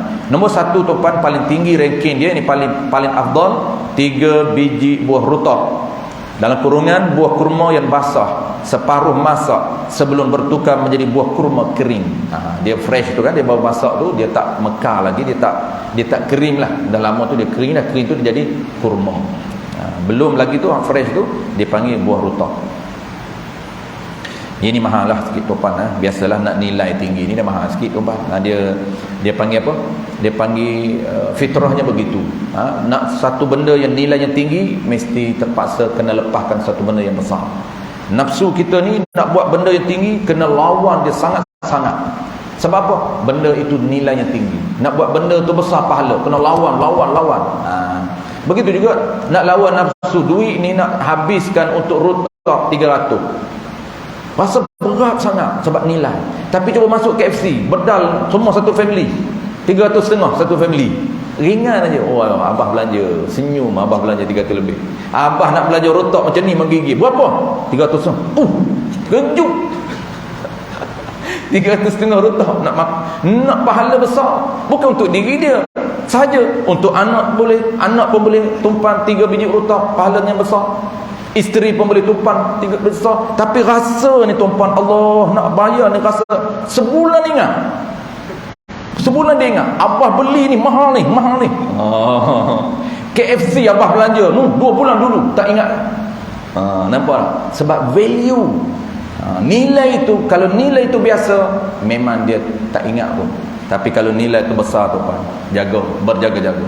Sebab tu tuan, kalau tuan nak ingat, hari ni infak 1,000, memang sampai mati dia ingat, aku infak 100,000. Lepas tu tak bagi dah, tak infak dah. Kenapa? Cukup dah 1,000. Dia kata pakai mampu hayat tu dah. Dia kata jahanam duit aku. Kenapa? Aku ingat 100. Dia tahu rupanya dalam wallet aku keping tu 1,000. Tu orang jenis standard lah tu. Kau topan simpan duit 1,000 dalam poket tu. Kita ni tak pernah lagi simpan duit 1,000 dalam poket ni. Dah 1,000 sekeping tu. Kan? Lama punya wan dia biasa tu. Kita 100 buat keping tu rasa dah hebat lah. Boleh simpan duit buat keping 100, 5 keping pun dah 500 lah. Kita tu banyak, penuh poket duit RM1. Penuh sungguh. Allah ustaz tebalnya, tebal lah RM1. 20 keping tu apa tebal penuh pun. Orang tengok tu dia ustaz, kencang duit dia. Memang kencang duit RM1. Habis. Okey, nombor 3 dua tu ranking kedua ni kita mampu tu ini kita mampu. Nombor 2 ini 3 biji buah kurma. 3 ke atas. Kita ni tuan-tuan, dia payah nak buat 3 ni, kenyang. Dia rasa kenyang, rasa tak lalu nak makan. Anak saya paksa 3 tak nak. 1 pun payah nak. Tapi oleh kerana kita nak sistemkan sunat ni, tak jaga, jangan dia orang duk rasa macam alah sunat. Kita paksa juga. Nak 1 pun payah. Sebab apa? Dia ada letak awal ni. Air macam-macam warni duk depan ni. Duk get ready ni, get ready. Azan je tu. Oh. Masya-Allah. Kita pun lebih kurang dulu macam itulah. Jadi nak betulkan, ambil dulu sebiji. Biji boleh gagah. 3 tak boleh 3 dia tak. Nampak tak benda yang ada nilai tinggi. Sebab apa dia kata makan 3 kenyang lah. Elok dah tu. Kenyang dengan yang nutrisi bagus. Dia kenyang, dia takut tak boleh makan nasi. Baguslah tak boleh makan nasi tu. Kita ni dah tak boleh berpisah dengan nasi. Rindu dengan nasi. Kalau aku makan banyak kurma, aku tak boleh makan nasi. Itu dia saya nak makan nasi. Sepatutnya yang sunnahnya, kenapa Nabi masukkan benda yang 3 rutab ini? Kalau kita kaji tu, kenapa rutab lebih tinggi? Sebab kandungan nutrisi ada lebih kualiti daripada 3 kurma. Kurma itu apabila dia kering, tuan-tuan, dia telah mengalami banyak kehilangan nutrisi apabila dia kering. Memang ikut kajian betul. Makna hak Nabi buat tu semua cantik. Ikut kajian, setiap benda apabila kita petik selepas 24 jam berada luar, dia akan mula mengalami penyusutan vitamin ataupun nutrisi dalam tu. Sama ada dia mineral ke atau vitamin, dia hilang. Dia mula hilang. Hilang, susut sampai masuk dalam perut kita ni tak sampai 50% vitamin nutrisi. Boleh jadi 25%. Kenapa? Kerana sebulan dipetik baru sampai masuk dalam perut kita. Contoh tuan-tuan, itu bangga sangat. Makanan apa? Lokal tak main. Air semua import. Apple. Buah apple import, tuan-tuan. 6 bulan baru masuk perut kita. Kita berpilih fresh. Ya fresh. Dia tak tahu fresh tu pengawet kuat tu. Dia punya racun kimia tinggi tu, kan, masuk dalam perut kita. 6 bulan, bayangkan penyusutan nutrisi, penyusutan vitamin C pun dah tak banyak dah masuk dalam perut kita. Hanya tinggal lebih kurang 30% saja. Kenapa? Dah 6 bulan baru masuk dalam perut. Yang terbaiknya tuan-tuan, petik dari ladang terus masuk perut. Ladang apa? Belakang rumah kita tak ada ladang. Saya kalau nak ladang pergi rumah ayahanda ni. Pergi rumah ayahanda, lama tak pergi, insya-Allah tak pergi. Ayahanda kita ni semua ada lah belakang ladang dia. Babi pun ada. Bukan saja ladang pisang, ladang apa nama tu, ladang durian. Dengan babi-babi pun masuk. Saya pula terbalik, babi je ada. Ladang tak ada. Babi memang selalu masuk. Nasi tak habis saya masuk bawah. Ayam tak ada tuan-tuan. Nasi kadang-kadang masak tak habis, saya letak belakang rumah saya. Babi 2-3 kadang-kadang hari ni dah belah tu dia ada buat dia punya buat apa pembangunan tu kan, kat Bayuk tu ada kurang dah masuk. Dulu masa tak buat pembangunan tu 2 hari sekali dia masuk belakang rumah babi. Babi sesak lah tu. Okey, yang ketiga 1 biji rutab, yang keempat 1 biji buah tamar, yang kelima berbuka dengan air zam-zam. Okey tuan-tuan, ini berbuka dengan air zam-zam. Berbuka dengan air zam-zam. Okey, air zam-zam ni tuan-tuan, dia sunat kalau sekiranya kita tidak ada rutab dan tidak ada buah kurma. Maka nak juga pahala, jangan ambil nasi lagi, jangan ambil benda lain lagi, jangan ambil air warna lagi, kita dahulukan dengan air zam-zam. Kita dahulukan dengan air zam-zam. Air zam-zam adalah air yang paling afdal, atau dengan air paling afdal, atau yang kedua. Kalau air zam-zam tidak ada, kita pun sayang tuan-tuan, buat balik air zam-zam stok sikit saja kalau nak makan minum setiap hari.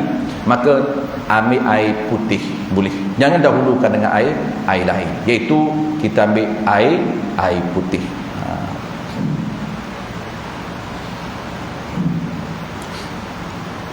Nak air putih ni tak kisahlah air putih apa pun, dapat pahala ni, dapat ranking nombor 5. Ambil hantam air pahit, air klorin pun tak apa, berklori-klori lah hantam boleh.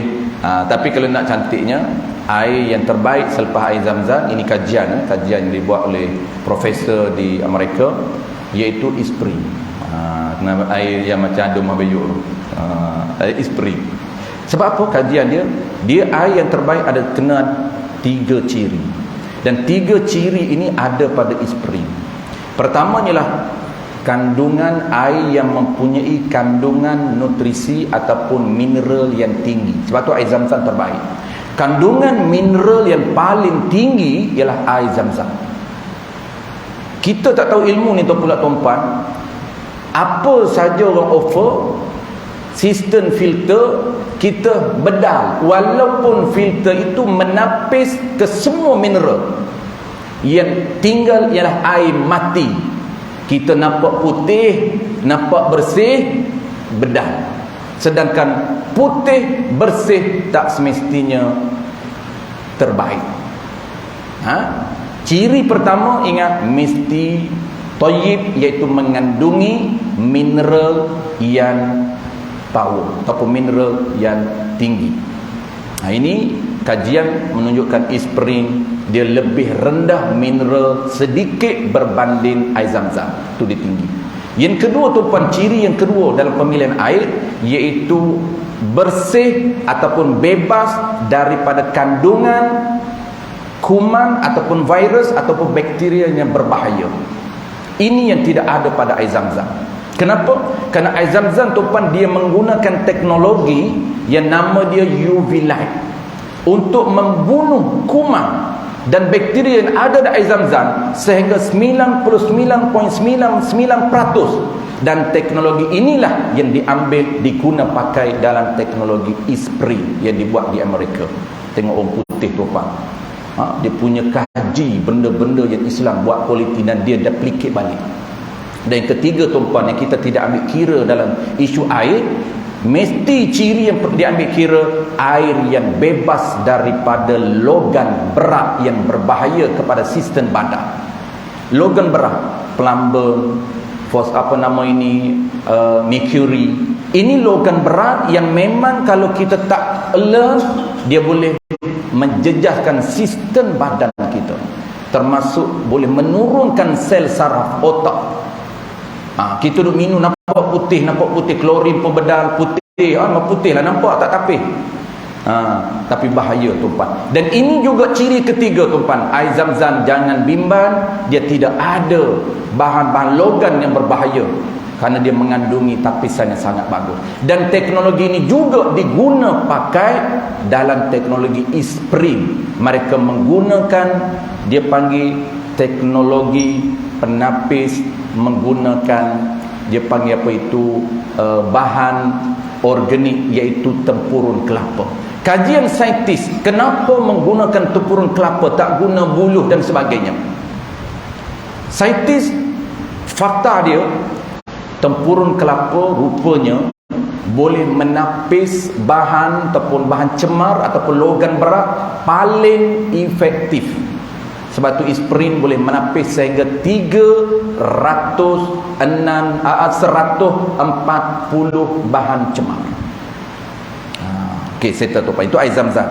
Kena carilah. Settle. Kalau tak ada tu pun bedah lah apa pun. Jadi air putih. Jangan bedah air warna lagi. Jangan bedah air warna lagi. Yang ketujuh, keenam, hulwun, makanan manis yang tidak dimasak seperti madu. Kena ambil madu tu Pak. Yang ketujuh, halwa. Bukan halwa telinga.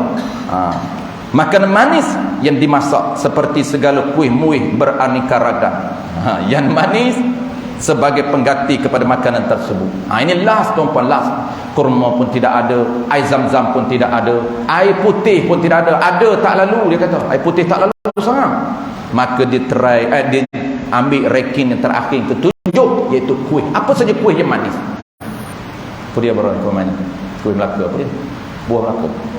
Buah Melaka. Mudah sekali tu Bang, buah Melaka. Oh, laku buah Melaka. Kuih lain pun manis juga. Contoh saja buah Melaka. Manis juga. Tu.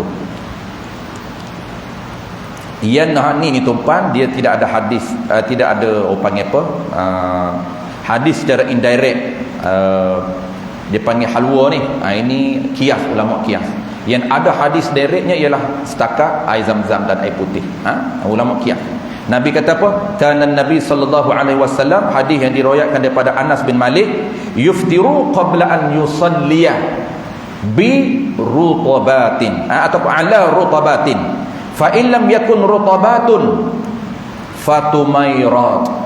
Fa in lam takun tumairat hasawatin min ma'in. Hadis sakat air. Tapi ulama qiyas, kalau tidak ada air maka halwa. Tidak ada halwa maka tak ada air halwun. Kalau tiada halwun halwa. Ulama qiyas berdasarkan hadis lain. Yang keenam tu Pak, sunat memberi makan orang berbuka walaupun dengan sebiji kurma, dan cara yang afdal adalah menjamu makan orang berbuka sehingga kenyang. Jadi sunat tuan-puan, sunat kita jamu makan orang berbuka, dan yang keduanya tuan-puan, nak afdal jamu kuantiti lebih sedikit. Kalau kita bagi kurma sebiji pun dah dapat pahala sunat. Tetapi kalau nak afdal, kadar kuantiti itu nomornya kenyang. Biasanya kenyang. Bukan maknanya, contoh tu pada ada silap faham, kalau statement orang panggil umum ni, dia faham berdasarkan statement umum, kenyang kena bagi 2 pinggan lah.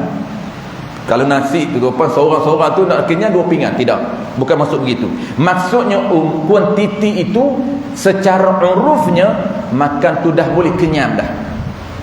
Walaupun tak tersangat kenyang, tak makan, contoh makan sepinggan dah kenyang dah. Cuma nak tambah itu, nak bagi puas saja, tak puas. Itu nafsu je tambah tu. Kalau ikut keperluan satu je habis.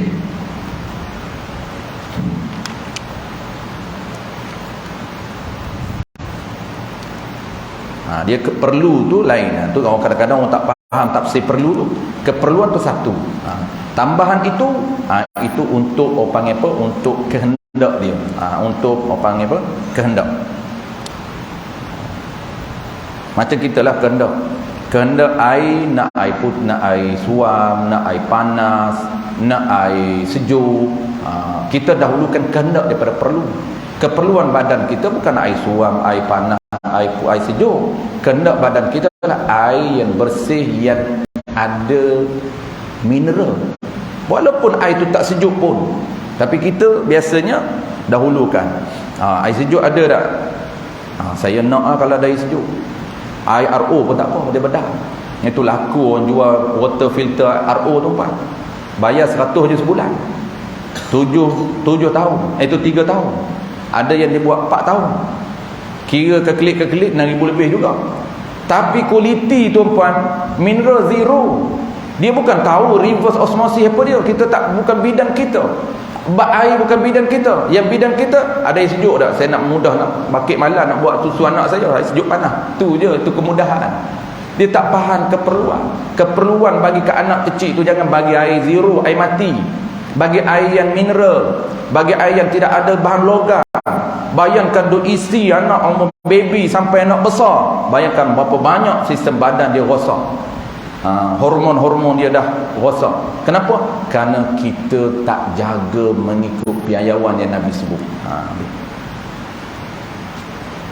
Nombor 7, sunat mandi junub. Ini yang mudah kita ekspreskan tu pana.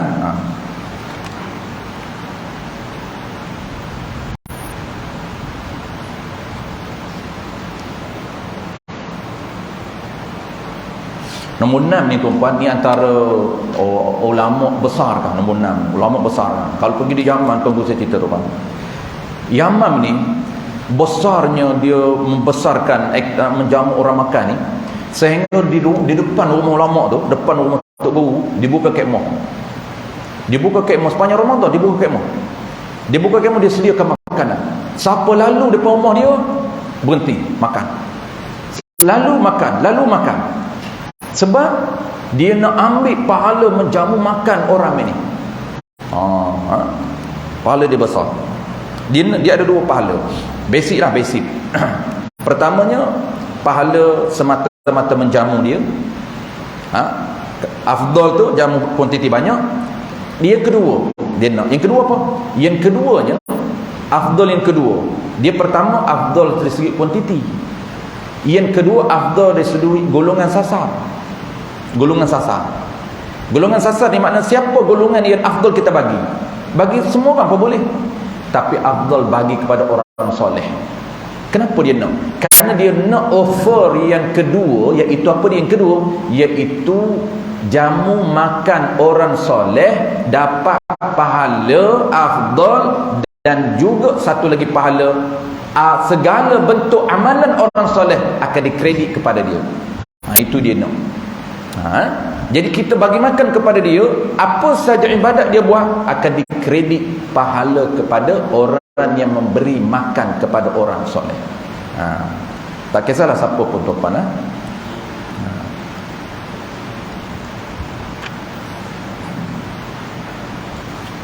Nombor 7, ekspreskan sebab dia mudah. Sunat mandi junub sebelum fajar supaya dapat melakukan niat puasa dalam keadaan dirinya suci. Okey, nombor 8, sunat meninggalkan mengumpat dan berbohong yang tidak disuruh oleh syarak.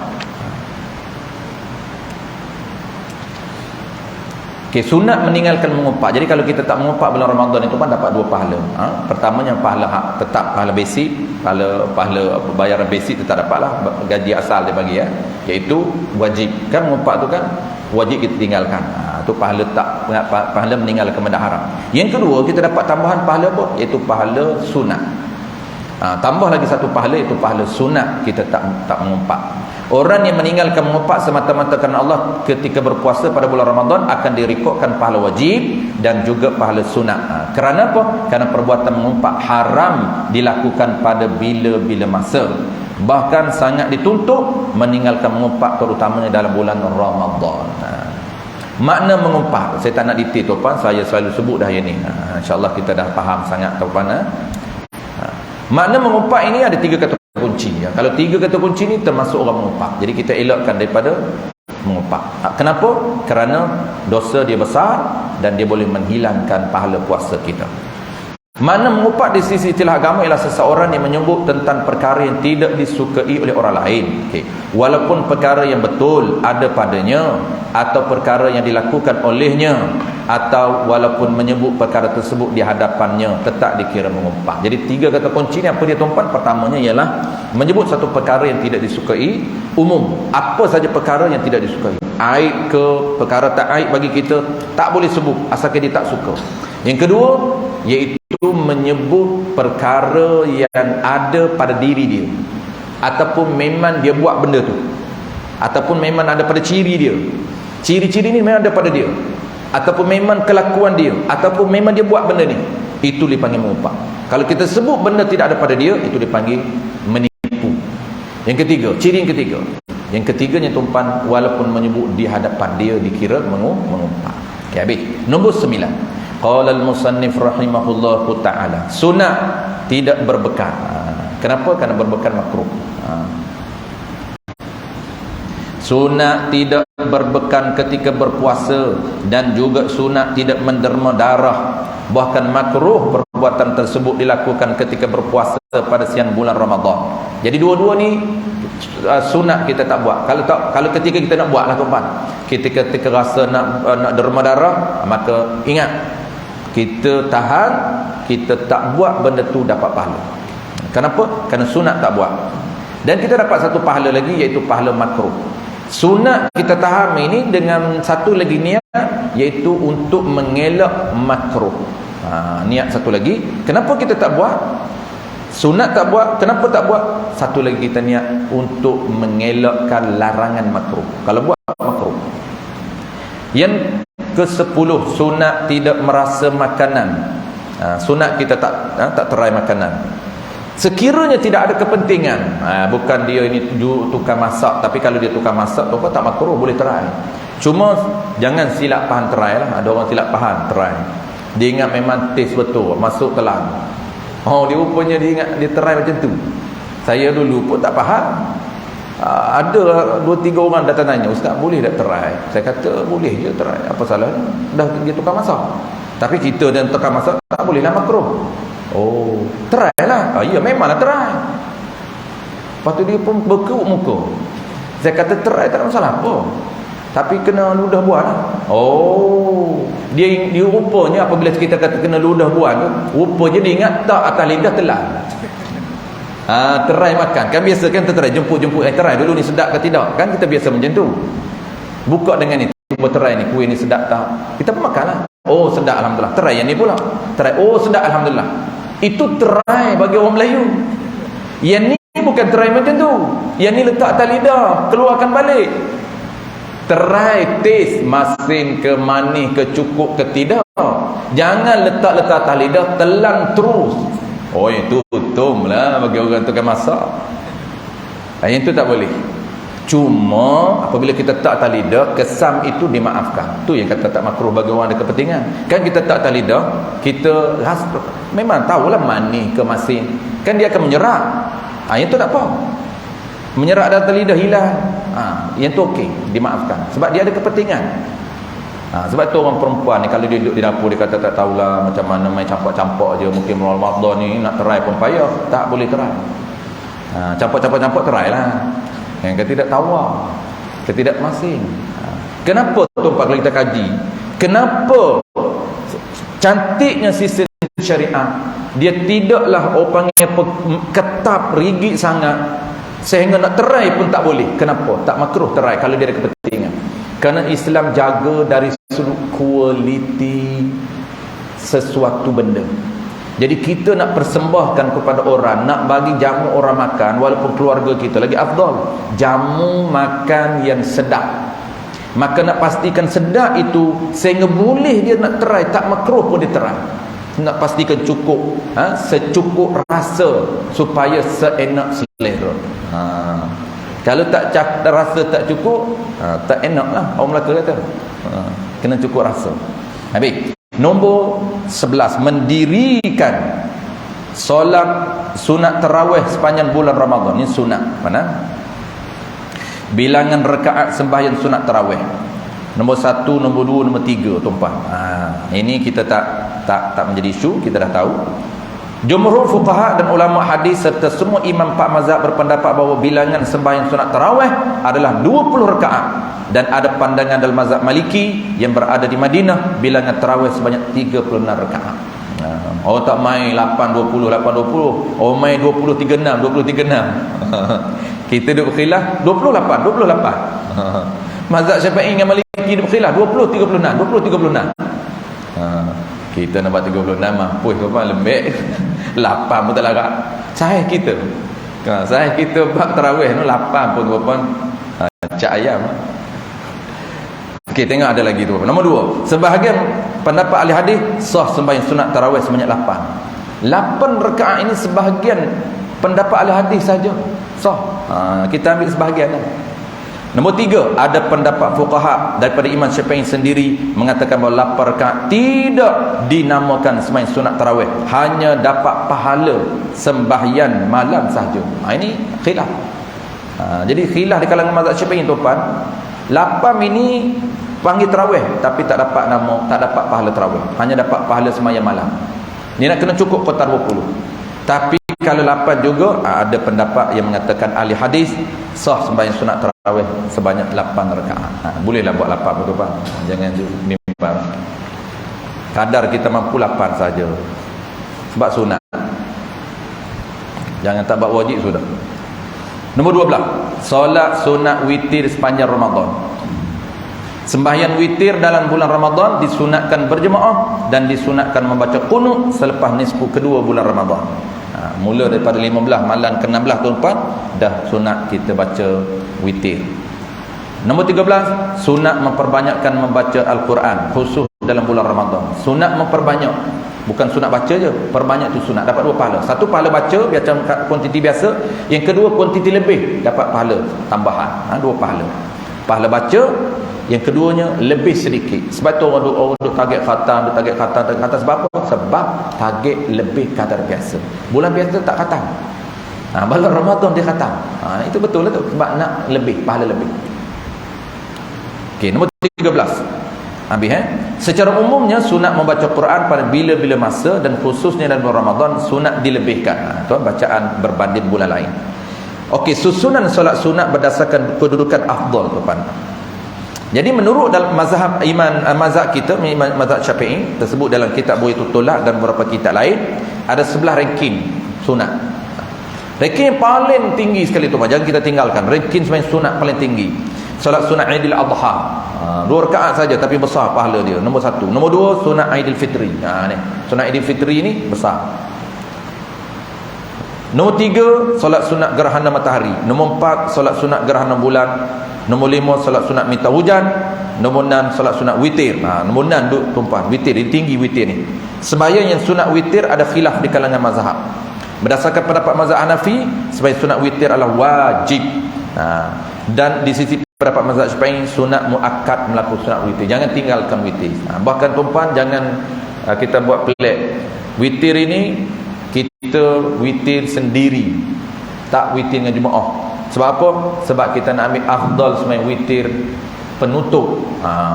Apabila bertemu clash afdal penutup dengan afdal berjemaah, maka kita kena ambil afdal jemaah. Tutup tu tak apa, tak tutup dengan witir pun, semayalah qiyamul lail, tapi tak ada penutup sebab kita dah sembahyang awal witir. Kenapa? Ya, afdal tutup witir. Selepas kita tahajud tutup dengan witir. Tetapi apabila bulan Ramadan dia bertemu dengan afdal jemaah, sembahyang jemaah dapat 27, sembahyang seorang diri dapat 1. Afdal hanya dapat 2 saja, iaitu 1 dapat 1, tapi afdal tu dia dapat. Afdal apa? Afdal tutup sembahyang last witir. Maka tutup itu afdal juga, tetapi sembahyang jemaah ini afdal juga. Maka 2 afdal ini prioriti yang mana? Maka ulama kata dahulukan afdal yang lebih besar daripada afdal. Afdal lebih besar ialah jemaah. Maka kita sembahyang jemaah, kemudian kita qiyamul lail tanpa witir. Okey. Baik. Nombor 7 sembahyang sunat fajar, yakni sunat qabliyah subuh. Nombor 8 sembahyang sunat rawatib, qabliyah ba'diyah. Berdasar pendapat muktamad itu saya tak baca tu bang, kita nak express. Nombor 9 sembahyang sunat tarawih. Baru bertemu tarawih. Sebab tu tuan-puan, ada anak-anak kita kena latih, jangan dia tak solat ba'diyah tapi solat tarawih. Duk terbiasa dah tunggu duk macam tu. Bila solat tarawih duk tunggu. Dia nak solat excited solat tarawih, ba'diyah tak dilatih. Dia kata ba'diyah tu nilai mahal walaupun 2 rakaat. Budak-budak, bapa budak bersama juga duk menyadar salatul tarawih rahimakumullah. Dah ready. Sembahyang tarawih semangat. Ba'diyah 2 rakaat saja rugi, sebab ba'diyah tu nilai dia tinggi. Buat ba'diyah, buat tarawih. Tarawih tu bagus dah, cuma kita nak latih satu lagi, ba'diyah tu jangan ditinggalkan. Sebab anak-anak kita apabila tidak dilatih kecil, maka dia berat untuk buat qabliyah dan ba'diyah sampai besar. Dia berat. Kenapa berat? Kerana nilai. Nombor 11 tu boleh baca tu puan. Kemudian seterusnya sembahyang sunat yang punya sebab, seperti sembahyang sunat tawaf, sunat ihram, sunat tahiyatul masjid, sunat wudu dan sunat mutlak di ranking nombor 11.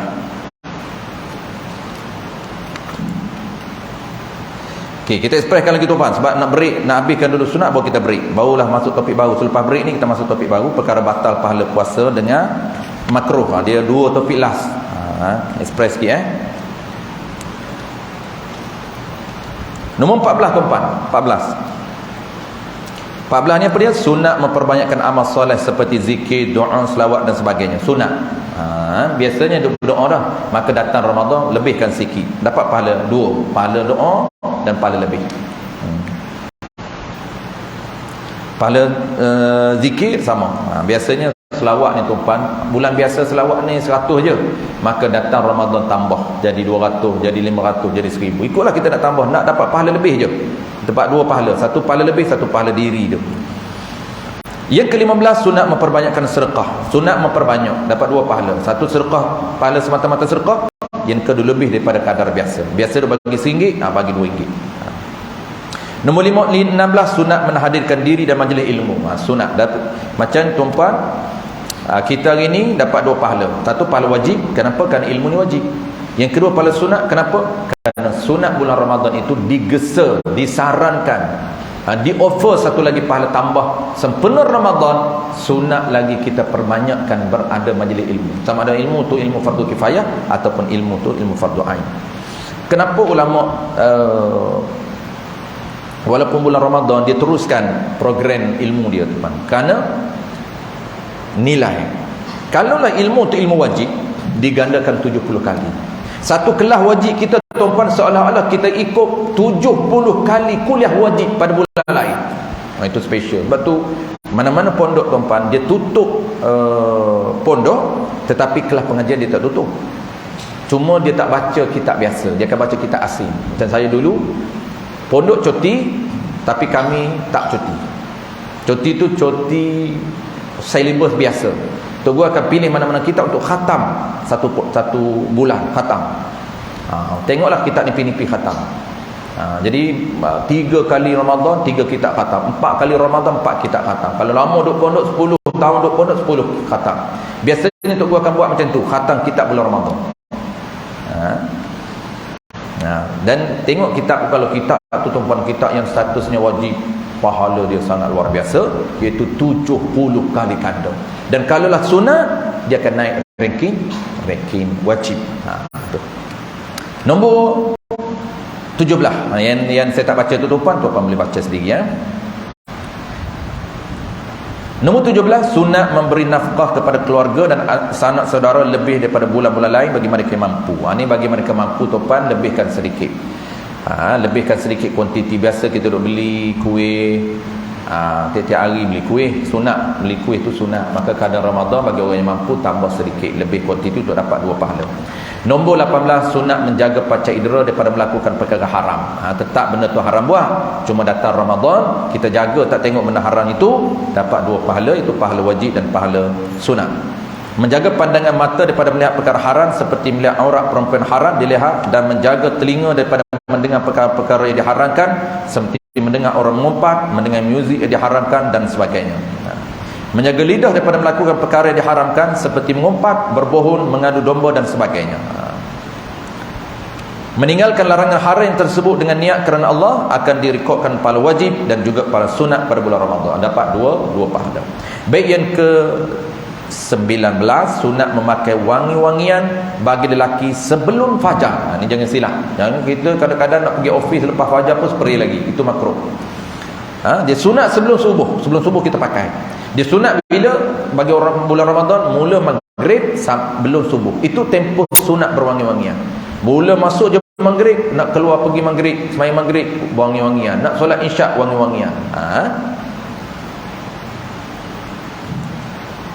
20, sunat menjaga diri daripada berbuka dengan makan haram, khususnya dalam bulan Ramadan. Kena pastikan halal makanan yang kita masuk. Nombor 21, sunat memperbanyakkan i'tikaf di masjid sepanjang Ramadan, dan afdal khususnya bermula 10 malam terakhir. 10 malam terakhir tuan-tuan dah berbaki sehari lagi kan. Maka kita dah boleh sediakan tikar batal untuk berpindah ke masjid. Tidur di masjid. Tak balik rumah dah kan. Beritahu isteri. Ni abang dah tak balik dah. Abang nak 10 hari abang tak balik. Pergi mana abang? Pergi masjid. Jangan cari abang, sebab abang duduk masjid. InsyaAllah isteri tak cari. Lalah dia konak kot lain. Rupanya dia pergi masjid lain. Wallahu'alam. InsyaAllah kita break sekejap tuan-tuan, bagi tuan-tuan buat acara jangan bebas.